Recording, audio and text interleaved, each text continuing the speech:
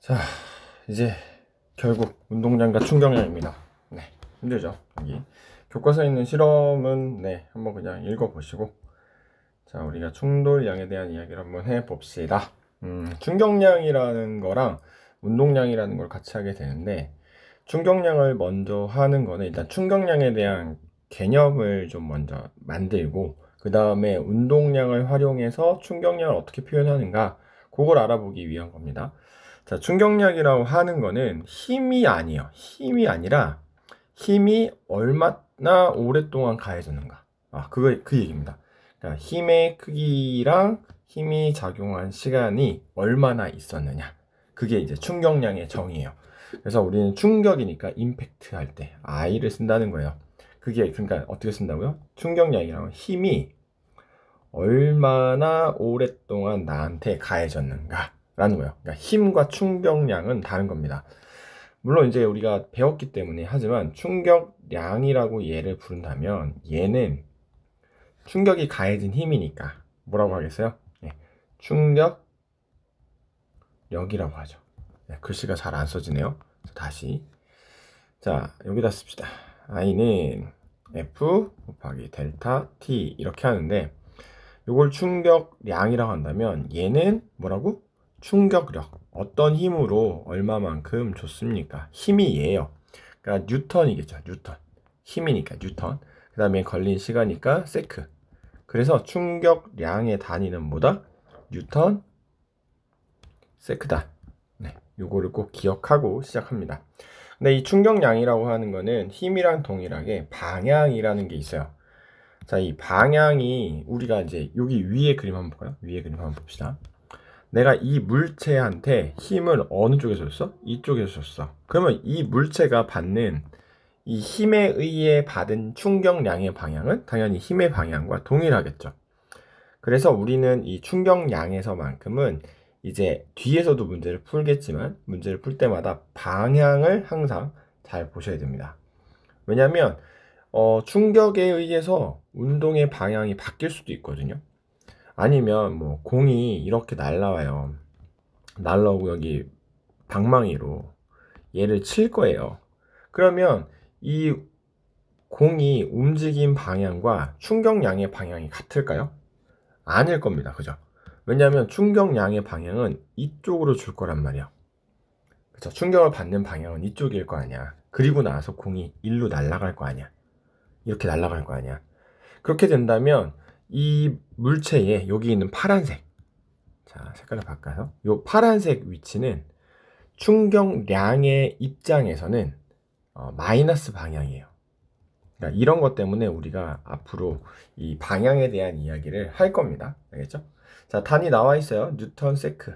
아니면 이 뉴턴이라고 하는 얘가 질량과 가속도의 곱이잖아요. 그러니까 얘에 대한 단위를 쓰면 킬로그램 미터 퍼 세크 제곱인데, 거기에 뭐 곱해 있어? 시간이 곱해 있어. 세크가 곱해 있으니까 얘랑 얘가 약분이 되는 거예요. 그래서 이러한 단위도 쓸 수 있다. 근데 이게 나중에 다 아시죠? 얘가 바로 뭐야? 운동량의 단위거든. 그러니까 운동량을 이용해서 충격량을 구할 수 있다라는 거예요. 자, 그럼 계속 봐봅시다. 충격량이라고 하는 것은 힘이 아니라고 했어요. 그렇죠? 힘이 얼마만큼 작용했습니까를 물어보는 거라고. 힘이 얼마만큼 작용했냐. 그렇기 때문에 충격량이라고 하는 것은 힘과 시간의 그래프를 그립니다. 힘과 시간의 그래프를 그린다고요. 그래서 걔의 넓이가 무엇을 의미한다? 충격량을 의미한다. 자, 이 그래프는 어떤 그림일까 생각해 보는 거죠. 힘이 일정해. 힘이 일정하다는 건 어떤 그래프야? 그래, 요렇게 일정하니까, 힘이 일정하다니까 등 가속 운동인 거죠. 등속 운동이 아니라 등 가속 운동. 그 다음에 여기 있는 힘이 점점점 계속 증가하고 있어요. 그죠? 얘는 힘이 계속 증가하고 있는 거니까 그냥 가속 운동이라고 할 수 있죠. 자, 그 다음에 여기 있는 얘 볼까요? 좀 특이한데, 이 힘이라고 하는 힘이 계속 양의 힘을 주고 있죠. 양의 힘을 주고 있는데 힘이 늘어났다가 힘이 줄어들고 있어요. 그렇다면 이 물체의 속도는 줄어들고 있을까? 아니라는 거야. 왜? 힘은 계속 플러스 방향으로 작용을 하고 있지, 힘이 증가하고 있지만 나중에 힘을 안 주는 건 아니야. 힘은 주고는 있다고. 그러니까 속도는 계속 증가하고 있을 거예요. 근데 그 증가하는 정도가 여기서 증가하는 정도에 비해 여기서 증가하는 정도가 적겠죠. 네, 그런 의미예요. 자, 그 다음에 여기에 있는 힘을 이용해서 나중에 우리가 또 구합니다. 뭐 평균 힘이라고 하는 걸 구할 거예요. 시간당 얼마만큼 힘이 가해졌습니까? 라고 하는 이 평균 힘, 이 평균 힘을 통해서 어떤 물체가 실제로 충격량에 의해서 실제로 자기가 받은 힘을 구하게 됩니다. 보통 시간을 가지고서 넓이를 나눕니다. 네, 시간을 가지고서 충격량을 나눕니다. 그렇죠? 충격량이니까, 충격량이 넓이니까. 자, 이어서 한번 보시면 요런 거는 뭐 어려운 얘기가 아니니까 3 곱하기 5에서 15 뉴턴 세크이다. 자, 이제 운동량을 볼게요. 자, 이 운동량은 관성이랑 또 약간 관계를 지어서 봅니다. 우리가 관성에서도 어떤 얘기를 했었냐면, 관성은 뭐랑 비례하냐면 질량에 비례한다고 했어요. 질량이 큰 물체가 관성이 더 크다. 그 다음에 그 물체의 속력이 클 때 더 관성이 크다. 그런 얘기를 했었어요. 얘도 똑같아요. 두 개의 동일한 운동량을 가지고 있는 물체를 비교합니다. 자, 여기 150km로 날아오는 공이 있고 150km로 오고 있는 두 개의 기차가 있어요. 그랬을 때 나는 공은 괜찮은데 기차는 위험하다는 걸 알아요. 왜? 운동량이 더 큰 게 기차이기 때문이에요.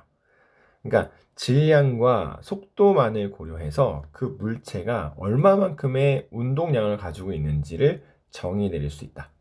왜냐면 우리가 대부분의 힘이라고 얘기를 했을 때, 자, 이거 왜 잘 안 써지냐? 자, 힘이라고 하는 것을 했을 때는 이 힘은 질량과 가속도의 곱이었거든요. 그러니까 속도가 변해야만 힘이 존재한다라고 얘기를 했어요. 근데 우리가 지금 얘기하고자 하는 것은 그것이 아니라 힘이 작용하지 않을 때도, 힘이 현재 작용하고 있지 않을 때도 그 녀석이 얼마만큼의 충격량을 줄 수 있는지를 계산할 수 있다는 거예요. 그러면 그 충격량을 줬을 때 얼마만큼의 힘으로 상대방을 쳤는지 이런 것까지도 간접적으로 구할 수 있습니다. 그게 아주 매력적인 이야기인 거죠. 자, 운동량은 이렇게 표현이 됩니다.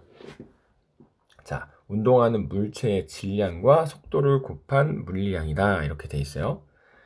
자, 여기 운동량 같은 경우는 소문자 P를 씁니다. 소문자 P는 운동량은 질량과 속도의 곱이에요. 이 속도라고 하는 개념이 들어가기 때문에 속도는 속력과 방향을 모두 포함하는 의미입니다. 이거 중요해요. 그렇기 때문에 결국에 이렇게 표현을 해줍니다. 운동량, 충격량도 그랬지만 충격량은 힘의 방향과 동일하다고 했어요. 충격량은 힘의 방향과 동일하고 힘이 얼마만큼 가해졌습니까? 운동량은 어느 방향의 속력으로 갈 때 그 방향으로 운동량을 가지고 있습니다. 자, 단위가 같죠? 킬로그램, 미터 퍼 세크. 네, 이렇게 된다라는 거 꼭 기억을 하세요. 운동량이라고 하는 건 결국에 어떤 물체가 가고 있을 때 얼마의 질량으로 가고 있을 때 얘가 지금 현재 얼마만큼의 운동량을 가지고 있습니까? 힘은 없잖아요. 등속 운동을 한다면. 그렇죠? 힘은 없어요. 왜? 속도 변화가 없으니까. 하지만 얘가 어디인가 부딪히면 분명히 힘을 가해서 바꾸어 줄 거란 말이야. 그러니까 이 물체 자체가 갖고 있는 에너지량을 가지고 우리가 이야기한다 생각하시면 조금 더 편하게 이해할 수 있을 것 같습니다. 자, 뒷부분은 일반적인 이야기입니다. 질량이 클수록 속도가 빠를수록 크다. 뭐 이건 당연한 거겠죠? 운동량이라고 하는 게 어떻게 정의된다고? 질량이랑 속도니까. 자, 그러면 운동량의 크기는 결국에 물체의 질량이 클수록 또는 속도가 빠를수록, 그죠? 그리고 속도라고 하는 것은 방향성을 가지기 때문에 운동량의 방향은 속도의 방향과 동일하다. 그죠? 이런 얘기가 있죠. 이거를 우리가 이제 좀 생각해 보면 자동차가 있어요. 공이라고 합시다. 힘들어, 그죠?